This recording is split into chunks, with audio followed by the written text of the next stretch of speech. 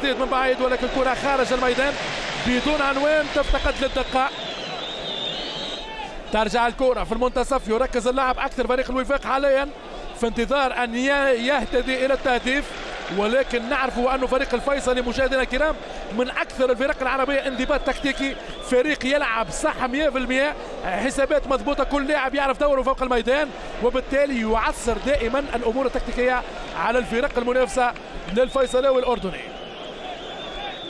أديكو ريمي مارسيل، حاج عيسى، مراوغة أولى، يريد تأكيد كل القيمة لهذا اللاعب بحضور السماسرة، بحضور مندوب نادي لونس نبيل التلمودي موجود هنالك لمتابعة هذا النجم الجزائري. راحوا سليمان على مستوى القائم الثاني، والحارس لؤي العميرة في التوقيت الزمني الممتاز يخرج ويفتك هذه الكرة الهوائية. تعود الكرة في منتصف الميدان، ليست هنالك حقيقة سهولة كبيرة للوصول إلى الحارس لؤي العميرة. الكرة الجزائرية تمر عبر الأطراف، لعب بالعرض وليس بالمباشر، كرة سريعة في الوسط. أديكو الحاج عيسى، الأزهر، كرة ممتازة وإمكانية التصويب ولكن خارج الميدان. هجوم منظم، منظومة جزائرية رائعة جدا، ولكن اللقطة الأخيرة لم تكن مؤثرة بالمرة من المهاجم الزيايا عبد الملك وأمامنا على الصورة. كرة على اليسار لم تخرج خارج الميدان، ولم شايف المتابعة الحاج عيسى في كل لمس للهجوم والكرة العرضية والمتابعة في القائم الثاني. لم يكن هنالك المهاجم الثاني دراج ياسين المختفي إلى حد الآن بعد مرور ربع ساعة لعب منذ بداية المباراة. ترجع الكرة من بن شادي رياض على طول والهفوة الدفاعية من معيزة عادل. عبد الهادي البحار ما يعطي خالد سعد بنفس المكان، هل يقدر على الزمان؟ ولكن الحارس حتجاوي سمير بنفس المعايرات. نجح خالد سعد في مغالطة الحارس عبد المنصف، ولكن هذه هي كرة سريعة من الحارس إلى الحارس، ولؤي العميرة يخرج في الوقت المناسب. طويلة الكرة من راحو سليمان على مستوى القائم الثاني، وجول! غريبة جدا، غريبة ولا وعجيبة.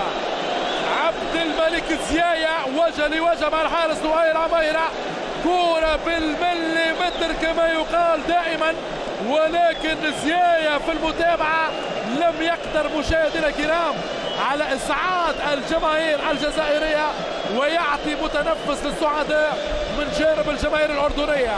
أخطر هجوم على الإطلاق للفرقة الجزائرية. كرة من كيتا سليمان على اليسار، المدافع الأيسر يخلف محمد، كرة ممتازة من دراج ياسين ولكن ترجع عكسية. محاولة التسديد ضعيفة جدا، ولكن دراج ياسين في الأخير يلتقي بكرة مرتدة من الدفاع بدون أدنى متاعب للحارس المتميز لؤي العميرة.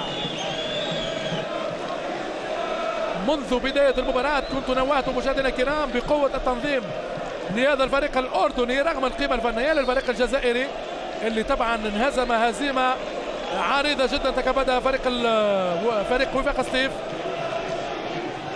والكرة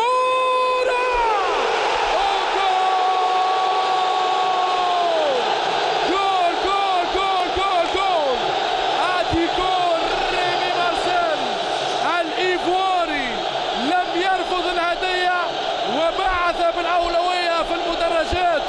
شوف المدرجات والبركان، بدأ البركان والهيجان في ملعب النار والاندسار. أديكو ريمي مارسيل الإيفواري مشاهدينا الكرام يفتتح التسجيل في ملعب النار والاندسار بهفوة دفاعية للفريق الأردني ولم يرحم بالمرة وكسر الجرة بكل تأكيد. أديكو ريمي مارسيل. شوف أجواء جماهيرية كبيرة جدا، أجواء جماهيرية كبيرة جدا.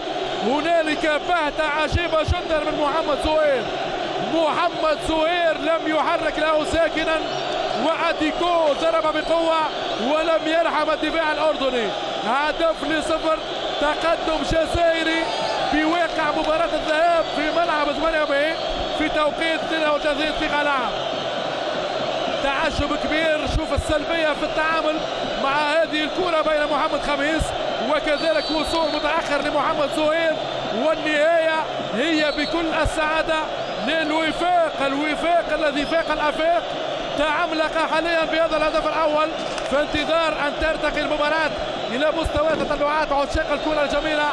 هذه بدايه صيفيه كما يقال دائما وابدا في الاغاني الجزائريه، الكل يغني مبروك عليهم هذه البدايه، وما زال رد الاعتبار كيف سيكون من جانب الفريق الاردني. طبعا هذه صوره معبره جدا مشاهدينا الكرام، اجواء خاصه، اجواء غير عاديه تعيشها المدرجات الجزائريه.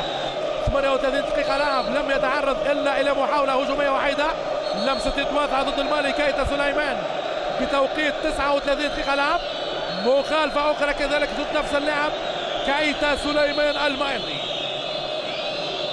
ننتظر نترقب هذه الكره الثابته من الزعيم الاردني. التوقيت قرابه 40 دقيقه لعب. هنالك قوة شخصية من جانب الفريق الأردني، يريد العودة في المباراة، يريد أن لا يترك الأمور وزمامها لصالح الفريق الجزائري، ولكن كما قلنا لابد من الواقعية، لابد من السهل الممتنع في الأداء ومن الإيمان بالحظوظ. حتى ولو كانت المباراة في بركان مثل هذا البركان، وخالد سعد قادر على تحقيق الأمان، ولكن ننتظر هذه التسديدة القادمة من الأسمراني الأردني خالد سعد. جدار دفاعي بلاعبين، قصي ابو عاليه مباشره للحارس حجاوي سمير بدون معاناه، يقتنص هذه الكره القادمه من قصي ابو عاليه. حجايزه في الانطلاق وكره بالامتياز، ولكن ترجع دفاعيه. راحوا سليمان كابتن الوفاق يوسع والرأسية ولكن بدون خطورة.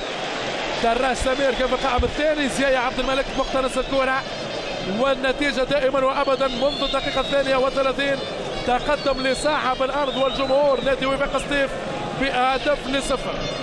اكيد طفرة كبيرة جدا. محمد روى طبعا رئيس لجنة التنظيم لنسخة دوري ابطال العرب في الاتحاد العربي لكرة القدم، وهو جزائري الاصل كذلك، رئيس الاتحاد الجزائري سابقا. وكرة في القائم الثاني، شفنا المتابعة ممتازة من سراج التل، نتابع هذا الهجوم.